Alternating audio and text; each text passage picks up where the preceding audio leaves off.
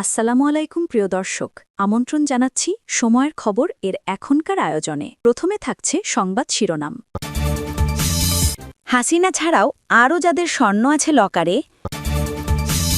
এবার সুখবর পেলেন মানিকগঞ্জে বিএনপির ৯ নেতা। অতি ঝুঁকিপূর্ণ ভোটকেন্দ্র বেশি ঢাকায়। মব সন্ত্রাসে গত ১০ মাসে নিহত ১৪০ জন। এতক্ষণ শুনছিলেন সংবাদ শিরোনাম, এখন জানাবো বিস্তারিত। অগ্রণী ব্যাংকের দুটি লকার খুলে যে ৮৩২ ভরি বা ৯,৭০৭.১৬ গ্রাম সোনা পাওয়া গেছে, সেগুলো ক্ষমতাচ্যুত প্রধানমন্ত্রী শেখ হাসিনার একার নয়।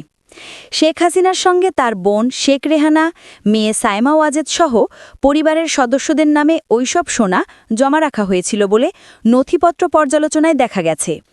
এসব সোনার মধ্যে স্বর্ণালঙ্কারের পাশাপাশি সোনার নৌকা ও হরিণও রয়েছে।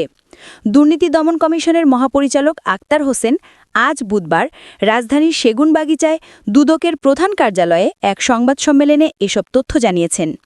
শেখ হাসিনা ও তার পরিবারের সদস্যদের নামে থাকা এসব সোনা বৈধ না অবৈধ সেটা যাচাই বাছাই করা শুরু হয়েছে বলে জানান তিনি। রাজধানীর মতিঝিলে অগ্রণী ব্যাংকের প্রিন্সিপাল শাখায় শেখ হাসিনার নামে থাকা দুটি লকার খুলে গতকাল ৮৩২ ভরি সোনা পাওয়া যায়। এই নিয়ে আলোচনার মধ্যে আজ কথা বললেন শেখ হাসিনার বিরুদ্ধে দুর্নীতির তদন্তে থাকা সংস্থা দুদকের মহাপরিচালক আক্তার হোসেন। সংবাদ সম্মেলনে বলা হয়, শেখ হাসিনা ২০০৭ সালে যে সম্পদ বিবরণী দাখিল করেছিলেন তাতে পূবালী ব্যাংকে একটি এবং অগ্রণী ব্যাংকে দুটি লকার থাকার ঘোষণা দিয়েছিলেন। সেটা যাচাইয়ের অংশ হিসেবে দুদকের অনুসন্ধানকারী কর্মকর্তা মোহাম্মদ মাসুদুর রহমান গত ১৪ সেপ্টেম্বর আদালতে লকার খোলার আবেদন করেন। মহানগর জ্যেষ্ঠ বিশেষ জজ আদালত একজন জুডিশিয়াল ম্যাজিস্ট্রেট, অনুসন্ধান তদারক কর্মকর্তা, বাংলাদেশ ব্যাংকের মনোনীত একজন সোনা বিশেষজ্ঞ, এনবিআরের কর গোয়েন্দা ও সিআইসি অর্থাৎ কেন্দ্রীয় গোয়েন্দা সেল মনোনীত ২ জন কর্মকর্তা এবং সংশ্লিষ্ট শাখার ব্যাংক কর্মকর্তাদের উপস্থিতিতে লকার ৩টি খোলার আদেশ দেন।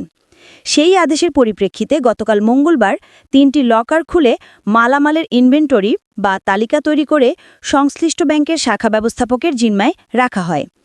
দুদকের সংবাদ সম্মেলনে আরও বলা হয়, ব্যাংকের ভল্টে থাকা নথি যাচাই করে শেখ হাসিনা, তার মেয়ে সাইমা ওয়াজেদ ও বোন শেখ রেহানার নামে থাকা ৮৩২ ভরি সোনা উদ্ধার করা হয়।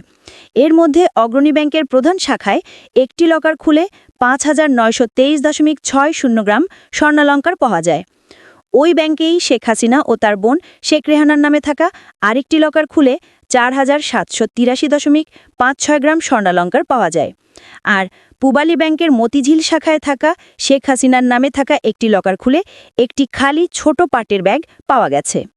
দুদকের মহাপরিচালক আক্তার হোসেন বলেন, লকারে রাখা চিরকুটের বর্ণনা অনুযায়ী স্বর্ণালঙ্কার শেখ হাসিনা ও তার ছেলে সজীব ওয়াজেদ জয়, মেয়ে সাইমা ওয়াজেদ পুতুল ও শেখ হাসিনার বোন শেখ রেহানা সিদ্দিকী, তার ছেলে ববির মর্মে ধারণা করা যাচ্ছে। এবার সুখবর পেলেন মানিকগঞ্জ জেলা ও উপজেলা পর্যায়ের বিএনপির ৯ নেতা। তাদের বহিষ্কারাদেশ প্রত্যাহার করেছে কেন্দ্রীয় বিএনপি। দল পুনর্গঠনের চলমান প্রক্রিয়া এবং সাংগঠনিক কার্যক্রমকে আরও গতিশীল করতে এ সিদ্ধান্ত নেওয়া হয়েছে বলে জানা গেছে। বহিষ্কারাদেশ প্রত্যাহারপ্রাপ্ত নেতারা হলেন জেলা বিএনপির সাবেক মুক্তিযুদ্ধ বিষয়ক সম্পাদক মোহাম্মদ আব্দুল মান্নান, সিংগাইর উপজেলা বিএনপির সাবেক সিনিয়র সহসভাপতি মোহাম্মদ তোফাজুল হোসেন তোফাজ, হরিরামপুর উপজেলা বিএনপির সাবেক সদস্য মোহাম্মদ মোশাররফ হোসেন বা মুসা, উপজেলা যুবদলের সাবেক যুগ্ম আয়োজক মোহাম্মদ জাহিদুর রহমান তুষার, সাটুরিয়া উপজেলা যুবদলের সাবেক যুগ্ম আয়োজক মোহাম্মদ সোহেল রানা মল্লিক, সাটুরিয়া উপজেলা মহিলা দলের সাবেক সাধারণ সম্পাদক মোসাম্মদ মুন্নি আক্তার, সিংগাইর উপজেলা মহিলা দলের সাবেক সভাপতি আফরোজা রহমান লিপি এবং মানিকগঞ্জ পৌর বিএনপির সাবেক সহসভাপতি মোহাম্মদ রেজাউল করিম রাজা। বুধবার বিএনপির সিনিয়র যুগ্ম মহাসচিব রুহুল কবির রিজভী স্বাক্ষরিত এক প্রেস বিজ্ঞপ্তিতে বহিষ্কারাদেশ প্রত্যাহারের বিষয়টি নিশ্চিত করা হয়। দলীয় সূত্র জানায়, কেন্দ্রীয় সিদ্ধান্তের অংশ হিসেবে তৃণমূল সংগঠনকে আরও শক্তিশালী করতে এবং নেতাকর্মীদের ঐক্যবদ্ধ করতে শাস্তিমূলক ব্যবস্থা পুনর্বিবেচনার মাধ্যমে এ ধরনের পদক্ষেপ গ্রহণ করা হচ্ছে। আগামী জাতীয় সংসদ নির্বাচনে সারা দেশে ৮,৭৪৬টি ভোটকেন্দ্রকে অতি ঝুঁকিপূর্ণ হিসেবে চিহ্নিত করেছে পুলিশ। এর মধ্যে অতি ঝুঁকিপূর্ণ ভোটকেন্দ্র সবচেয়ে বেশি ঢাকা বিভাগে 2675টি, আর সিলেট বিভাগে অতি ঝুঁকিপূর্ণ ভোটকেন্দ্রের সংখ্যা সবচেয়ে কম, সেখানে এমন কেন্দ্র রয়েছে 457টি। কোনো নির্দিষ্ট কেন্দ্রের ভোটার সংখ্যা, থানা থেকে ভোটকেন্দ্রের দূরত্ব, কোন এলাকায় কোন রাজনৈতিক দলের আধিপত্য রয়েছে, দুর্গম এলাকা, পাহাড়ি এলাকা ও চরাঞ্চল এসব বিষয় বিবেচনায় নিয়ে সারা দেশের ভোটকেন্দ্রগুলোকে লাল অর্থাৎ অতি ঝুঁকিপূর্ণ, হলুদ অর্থাৎ ঝুঁকিপূর্ণ এবং সবুজ অর্থাৎ সাধারণ 3 ভাগে ভাগ করেছে পুলিশ সদর দপ্তর। পুলিশের তথ্যানুযায়ী সারা দেশে ঝুঁকিপূর্ণ কেন্দ্র 16,359টি, ঝুঁকি নেই এমন ভোটকেন্দ্র 17,656টি। পুলিশের একটি সূত্র বলছে, অতি ঝুঁকিপূর্ণ কেন্দ্রে 3 জন পুলিশ সদস্য, ঝুঁকিপূর্ণ কেন্দ্রে 2 জন সদস্য ও সাধারণ কেন্দ্রে 1 জন পুলিশ সদস্য মোতায়েন করার প্রাথমিক পরিকল্পনা হয়েছে। এর পাশাপাশি ভোট কেন্দ্রে নিরাপত্তার দায়িত্বে থাকা প্রত্যেক পুলিশ সদস্যের কাছে অস্ত্র এবং বডি ওন ক্যামেরা বা ভিডিও ক্যামেরা, যা পোশাক বা ইউনিফর্মে যুক্ত করে রাখা যায়, থাকবে। এছাড়া প্রতিটি কেন্দ্রে 13 জন করে আনসার সদস্য মোতায়েন থাকবেন। এর বাইরে বাংলাদেশ সেনাবাহিনী, বাংলাদেশ নৌবাহিনী, বাংলাদেশ বিমান বাহিনী, বর্ডার গার্ড বাংলাদেশ সহ বিভিন্ন বাহিনী নিরাপত্তায় নিয়োজিত থাকবে। আগামী ত্রয়োদশ জাতীয় সংসদ নির্বাচনের জন্য 42,761টি ভোটকেন্দ্র চূড়ান্ত করেছে নির্বাচন কমিশন।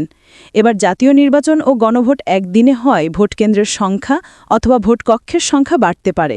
সেক্ষেত্রে ভোটকেন্দ্রে নিরাপত্তা পরিকল্পনাও পরিবর্তন আসবে। অন্তর্বর্তী সরকারের পক্ষ থেকে একাধিকবার ঘোষণা দেওয়া হয়েছে, আগামী বছরের ফেব্রুয়ারির প্রথমার্ধে জাতীয় সংসদ নির্বাচন অনুষ্ঠিত হবে। এই নির্বাচনকে কেন্দ্র করে ইসির উদ্যোগে আইনশৃঙ্খলা বিষয়ক মতবিনিময় সভা হতে যাচ্ছে আজ বৃহস্পতিবার। এই সভায় বাংলাদেশ সেনাবাহিনী, বাংলাদেশ নৌবাহিনী, বাংলাদেশ বিমান বাহিনী, border guard Bangladesh, police, RAB, আনসার, কোস্টগার্ড সহ বিভিন্ন গোয়েন্দা সংস্থার শীর্ষ কর্মকর্তারা অংশ নেবেন। সভায় ভোটকেন্দ্রের নিরাপত্তা নিয়ে পুলিশ সদর দপ্তরের পর্যবেক্ষণ তুলে ধরা হবে। বিগত আওয়ামী লীগ সরকারের সময় অনুষ্ঠিত 3টি জাতীয় নির্বাচনই ছিল প্রশ্নবিদ্ধ ও বিতর্কিত। এর মধ্যে 2014 সালের নির্বাচন হয় সম্পূর্ণ একতরফা। একক প্রার্থী থাকায় 153টি আসনে তখন ভোটেরই প্রয়োজন হয়নি। এরপর 2018 সালের নির্বাচন দেশজুড়ে রাতের ভোট হিসেবে পরিচিতি পায়। সবশেষ 2024 সালের ভোট ছিল ডামি নির্বাচন। বিগত 3টি জাতীয় নির্বাচনেই পুলিশসহ আইনশৃঙ্খলা রক্ষাকারী বাহিনীর ভূমিকা ছিল প্রশ্নবিদ্ধ। আগামী নির্বাচনে পুলিশ যাতে কোনো দলের প্রার্থীর পক্ষ কাজ না করে, সেজন্য নানা উদ্যোগ নিয়েছে অন্তর্বর্তী সরকার। ইতিমধ্যে লটারি করে 64 জেলায় পুলিশ সুপার নিয়োগ দেওয়া হয়েছে। একই পদ্ধতিতে নির্বাচনের আগে দেশের সব থানার ওসি পরিবর্তন করা হবে। এছাড়া অতীতের বিতর্কিত ভূমিকা থেকে বের করে আনতে নির্বাচনের সময় করণীয় ও বর্জনীয় সম্পর্কে পুলিশের 1.5 লাখ সদস্যকে প্রশিক্ষণ দেওয়া শুরু হয়েছে। ইতিমধ্যে 7,000-এরও বেশি পুলিশ সদস্যের প্রশিক্ষণ শেষ হয়েছে। আগামী জানুয়ারি মাসের মধ্যে অন্য সদস্যদের প্রশিক্ষণ শেষ হবে বলে পুলিশ সদর দপ্তরের একটি সূত্র জানিয়েছে। পুলিশের একাধিক কর্মকর্তা প্রথম আলোকে বলেন, নির্বাচনকে কেন্দ্র করে অস্ত্রের মহড়া ও ব্যবহার হতে পারে বলে তারা আশঙ্কা করছেন। বিভিন্ন পক্ষ গুজব ছড়িয়েও আতঙ্ক তৈরি করতে পারেন। এর পাশাপাশি কার্যক্রম নিষিদ্ধ আওয়ামী লীগের নেতাকর্মীরা নাশকতামূলক কর্মকাণ্ডে জড়তে পারেন বলেও তথ্য পাওয়া যাচ্ছে। এসব বিষয় বিবেচনায় রেখেই ভোটকেন্দ্রের নিরাপত্তার পরিকল্পনা করা হচ্ছে। এ বিষয়ে পুলিশ সদর দপ্তরের উপমহাপরিদর্শক ডিআইজি রেজাউল করিম প্রথম আলোকে বলেন, সুষ্ঠু ও উৎসবমুখর নির্বাচন আয়োজনের জন্য সরকারের নির্দেশনায় পুলিশ সব ধরনের প্রস্তুতি নিচ্ছে।